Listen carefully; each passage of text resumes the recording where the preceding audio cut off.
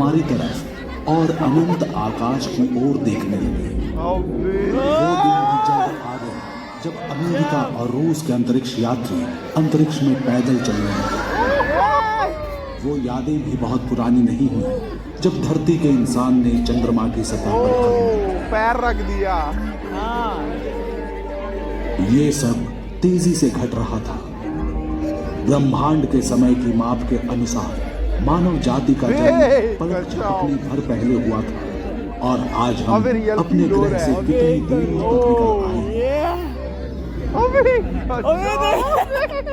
साल 1925 इस मानव को पहली बार अंतरिक्ष किया गया था। अगले साल मेरिनर 2 यान अपनी यात्रा पर निकला और पृथ्वी को पीछे छोड़ते हुए जा पहुंचा हमारे निकटतम ग्रह शुक्र तक। शुक्र कहाँ है? शुक्र भी। अब तक कुल 10 मेरिनर यान मंगल, शुक्र और बुध की यात्रा पर जा चुके हैं।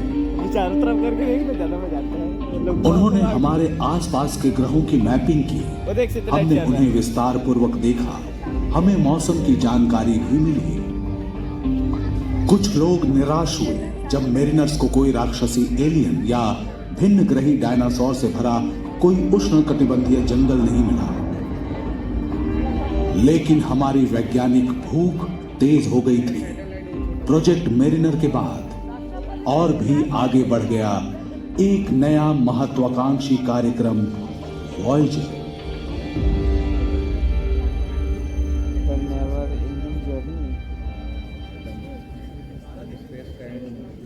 वॉयेजर टीम के वैज्ञानिकों और इंजीनियरों ने हमारे सौर मंडल के बाहरी ग्रहों के रहस्यों को जानने के लिए 2 एक जैसे अंतरिक्ष यान तैयार किए।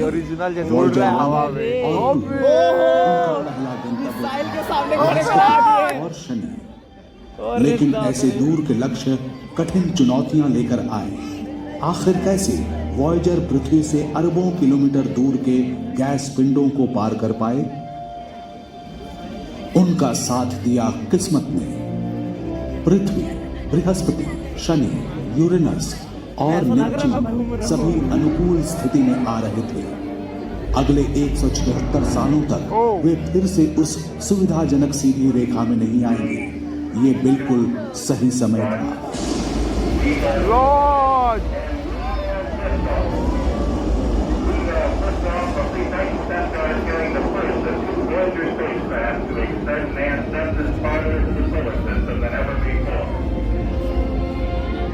बीस अगस्त सन 1977 वॉयेजर 2 को अमेरिका के फ्लोरिडा के केप कैनवरल से लॉन्च किया गया। 5 सितंबर को वॉयेजर 1 भी अपने जुड़वां यान के पीछे पीछे इतिहास की सबसे लंबी यात्रा पर निकला। नीलम सवाल में बहुत मजा आया था।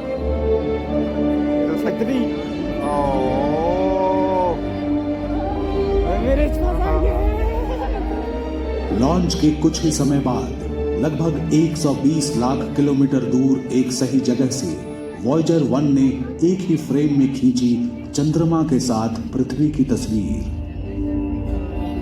गजब। पहली बार हमने देखा कि अंतरिक्ष की गहराई से हमारी धरती और उसका उपग्रह कितने छोटे दिखते हैं। लेकिन मुश्किल वातावरण और लंबी यात्रा के खतरे सामने आ रहे थे। वॉयेजर 2 ने धरती के सिग्नल्स का जवाब देना बंद कर दिया था। वैज्ञानिक जानते थे कि यान कहां है, लेकिन कोई संपर्क ना होने के कारण वे इसे नियंत्रित नहीं कर सके। उनका कीमती यान अंतरिक्ष के कबाड़ का छोटा हिस्सा बनकर रह गया।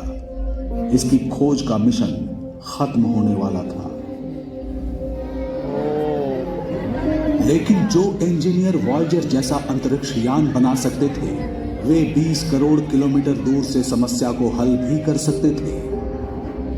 उन्होंने पाया कि वॉयेजर 2 का रेडियो ठीक था, लेकिन इसको ट्यून करने की क्षमता सही नहीं थी। नासा की तकनीकी टीम को सही फ्रीक्वेंसी की फिर से गणना करनी पड़ी और वॉयेजर 2 के रिसीवर से मिलान करने के लिए पृथ्वी पर ट्रांसमीटर को फिर से ट्यून करना पड़ा। उन्हें हर बार संदेश भेजते समय ऐसा करना पड़ता था। आज भी कनेक्शन कभी कभी टूट जाता है, लेकिन वे हमेशा इसे ठीक कर लेते हैं। 5 मार्च 1979 को फ्लोरिडा से उड़ने के 1.5 साल बाद योजना के अनुसार इसकी मुलाकात बृहस्पति के साथ हुई। वॉयेजर 1 ने हमारे सौर मंडल के सबसे बड़े ग्रह के पास से उड़ान भरी। बृहस्पति। अंतरिक्ष यान के कैमरों ने विशालकाय गैस पिंड की तस्वीरें भेजी, जिसका नाम देवताओं के गुरु के नाम पर रखा गया था। लगभग 2 सदियों तक खगोल वेद बृहस्पति के विशाल लाल धब्बे के बारे में सोचकर हैरान होते कि ये है क्या।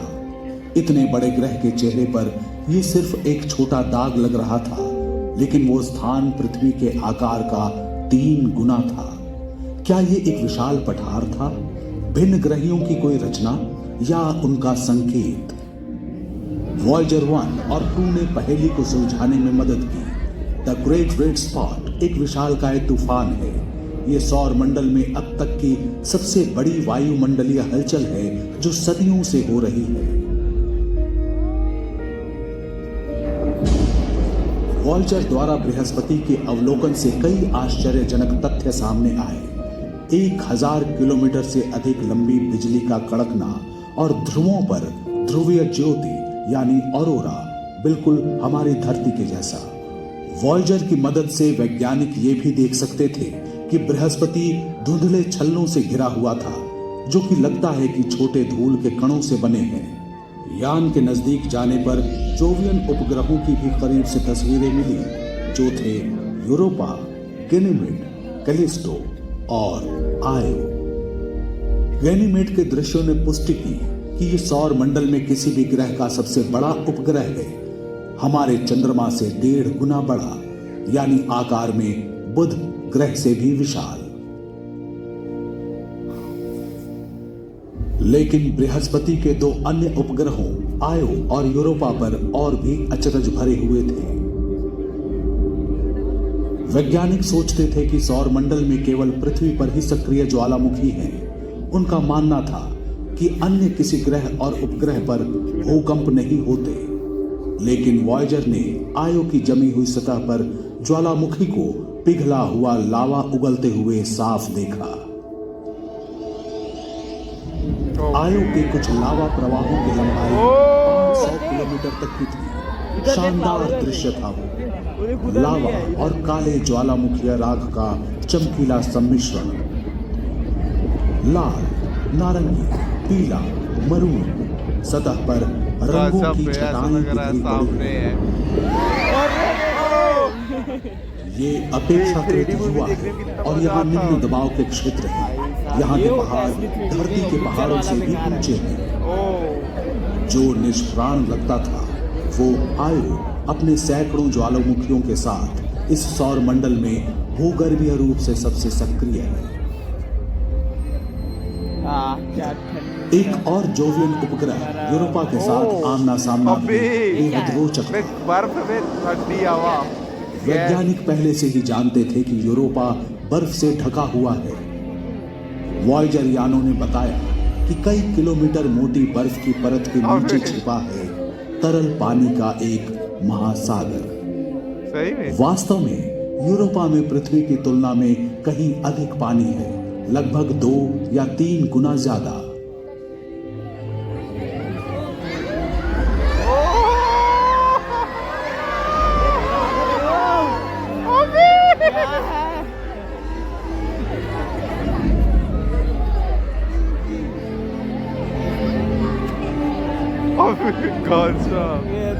तरल जल से जीवन संभव होता है। क्या ऐसा हो सकता है कि यूरोपा के छिपे हुए समुद्रों में भिन्न ग्रही जीवन विकसित हो गया हो? शायद हम कभी यूरोपा के बर्फीले पानी में ज्ञानवान जीवन नहीं पाएंगे, लेकिन एक छोटा सूक्ष्म जीव भी वैज्ञानिक अंतर्दृष्टि में क्रांति लाएगा।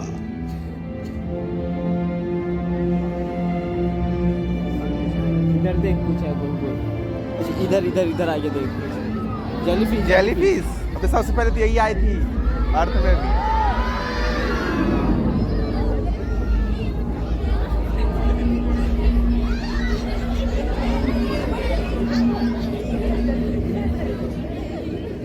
वॉयेजर की यात्रा पथ में बृहस्पति अभी पहला ही ग्रह था। सौर मंडल के सभी बाहरी ग्रहों की सीधी रेखा में होने की दुर्लभ स्थिति, जिससे वॉयेजर्स की आगे की यात्रा सार्थक हो पाई। उनका अगला गंतव्य था रहस्यमय सुंदर ग्रह, जिसने सदियों से खगोलविदों को प्रेरित किया।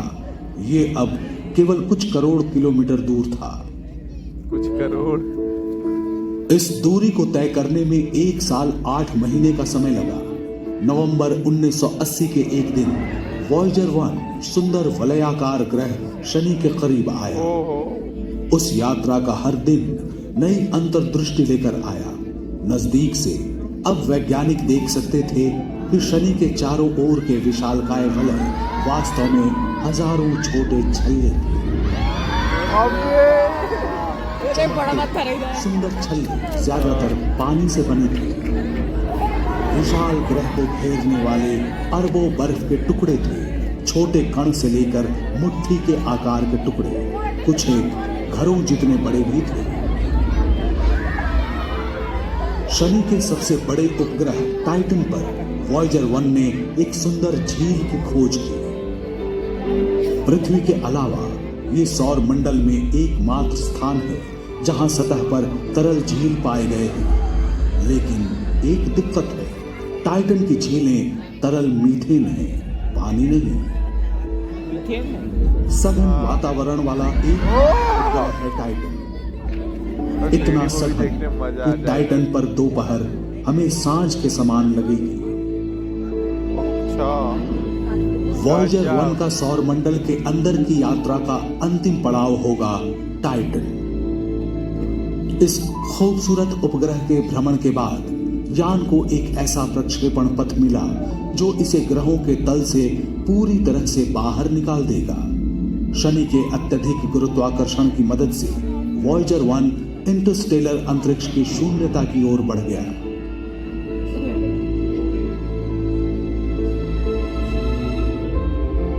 वॉयेजर 2 ने उसका अनुसरण नहीं किया। हमारे अपने सौर मंडल में घूमने के लिए और भी स्थान थे। ये यान अगस्त 1981 में शनि के पास पहुंचा, इसके जुड़वां हमसफर के 9 महीने बाद। वॉयेजर 2 ने पाया कि एन्सेलेडस अपेक्षाकृत युवा है, केवल कुछ 100 करोड़ वर्ष पुराना। ये सौर मंडल में बहुत ही नया है। इसकी युवावस्था ने इसे एक विविध और आकर्षक परिदृश्य दिया है। वहां कहीं गड्ढों से भरे हुए क्षेत्र हैं, तो कहीं समतल सतह पर उभरी हुई धारियां और गांठें हैं। वहां कई खड़ी चट्टानें हैं, लंबी खाइयां और दरारें भी हैं। एन्सेलेडस एक गेंद जैसा है जिसके बीच में एक बड़ी चट्टान है और ऊपर बर्फ की पपड़ी की परत। इसकी बर्फ जैसी सफेद सतह सौर मंडल में किसी भी अन्य खगोलीय पिंड की तुलना में सूर्य का अधिक प्रकाश परावर्तित करती है। एक अन्य उपग्रह टेथिस के पास से वॉयेजर ने 450 किलोमीटर चौड़े और 16 किलोमीटर गहरे गड्ढे की तस्वीरें भेजी। पृथ्वी पर मौजूद टीम ने इसका नाम ओडिसियस रखा। ओडिसियस यानी इथका का बादशाह, महान ग्रीक नायक।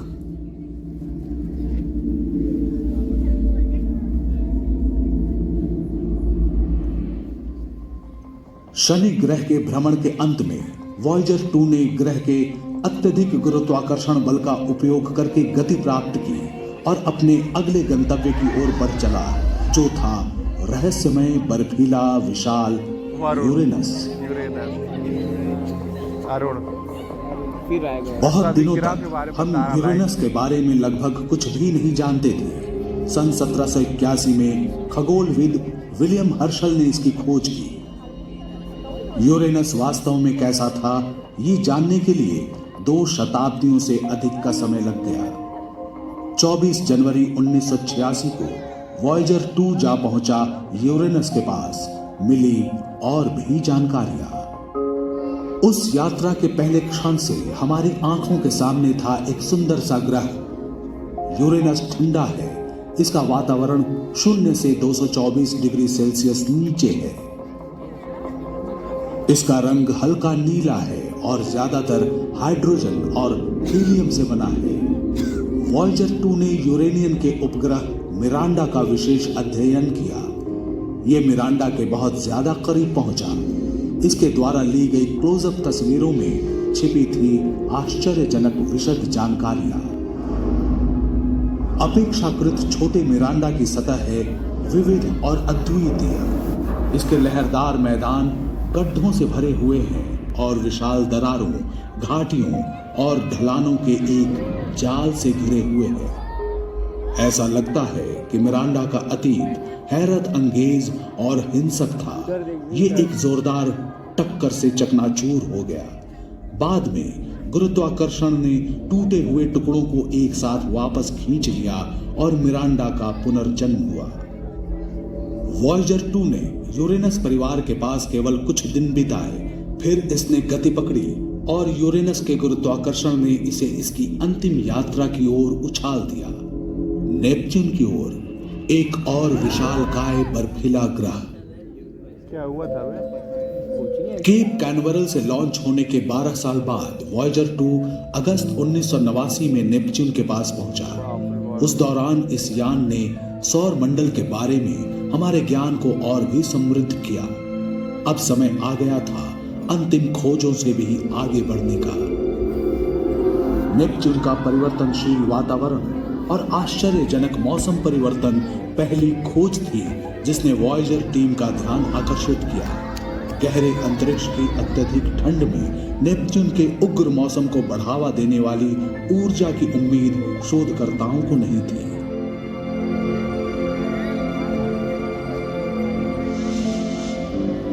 नेपच्यून के दक्षिणी गोलार्ध में वॉयेजर 2 ने एक स्थायी प्रतिचक्रवाती तूफान की खोज की जिसे अब ग्रेट डार्क स्पॉट के रूप में जाना जाता है।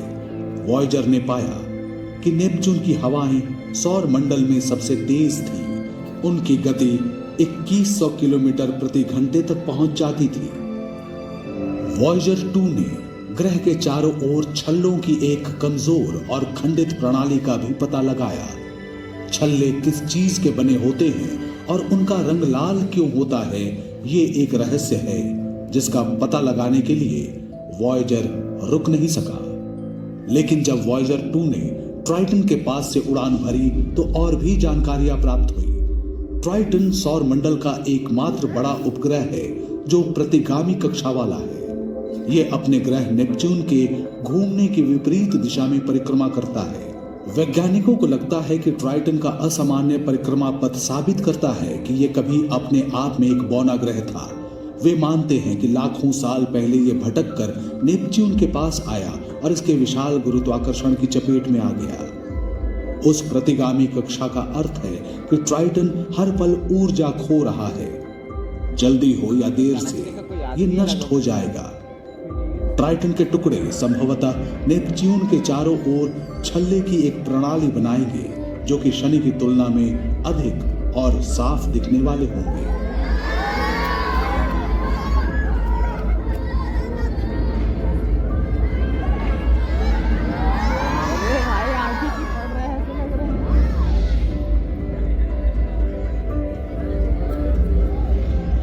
वॉयेजर ने यह भी पाया कि ट्राइटन सौर मंडल की सबसे ठंडी वस्तुओं में से एक है।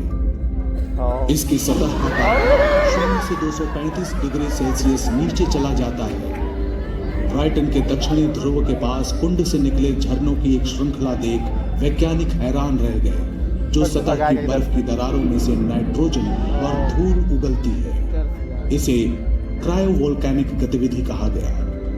धुएं के गुबार इतने शक्तिशाली होते हैं कि वे सतह से 8 किलोमीटर ऊपर तक पहुंच सकते हैं। इस सौर मंडल से होते हुए वॉयेजर 2 की यात्रा के अंतिम पड़ाव थे नेपच्यून और उसके उपग्रह। अब ये भी अपने जुड़वां यान की तरह सूर्य और ग्रहों के हमारे सौर मंडल के बाहर जा रहा था।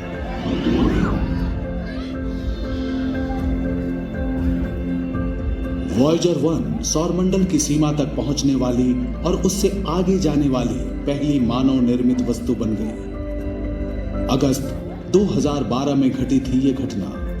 वॉयेजर 2 भी पीछे नहीं है। अब दोनों अंतरिक्षयान हमारे सूर्य से दूर जा रहे हैं अपनी अपनी दिशा में। उनका मिशन पूरा हो गया है।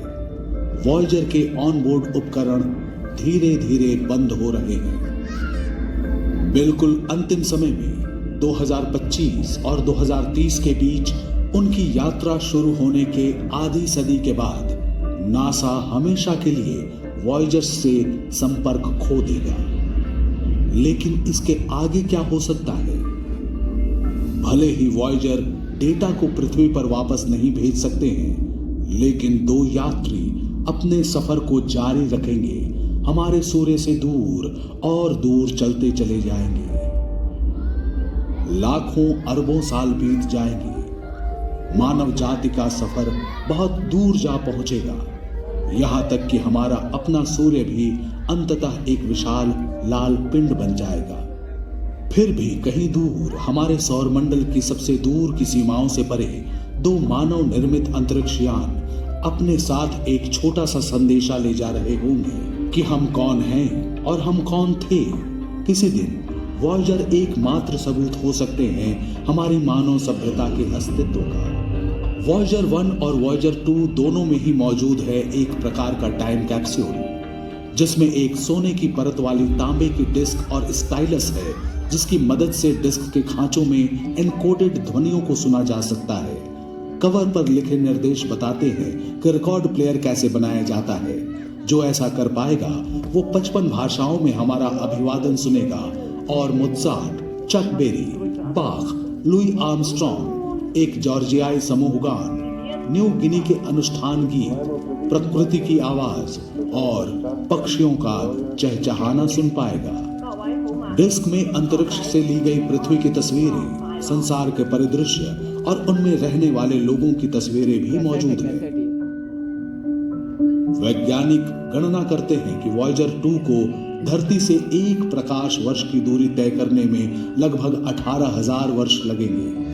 फिर ये हमारे सबसे नजदीकी तारे प्रॉक्सिमा सेंटोरी के पास होगा। हाल ही में खोजे गए इस तारे का एक ऐसा ग्रह है जहां शायद जीवन की संभावना मौजूद है।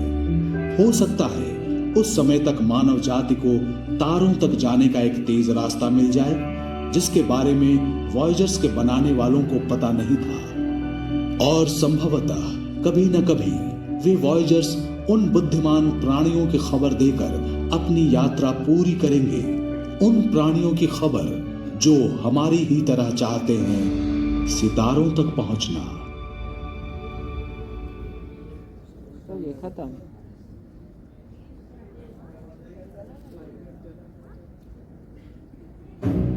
हाँ हो गया।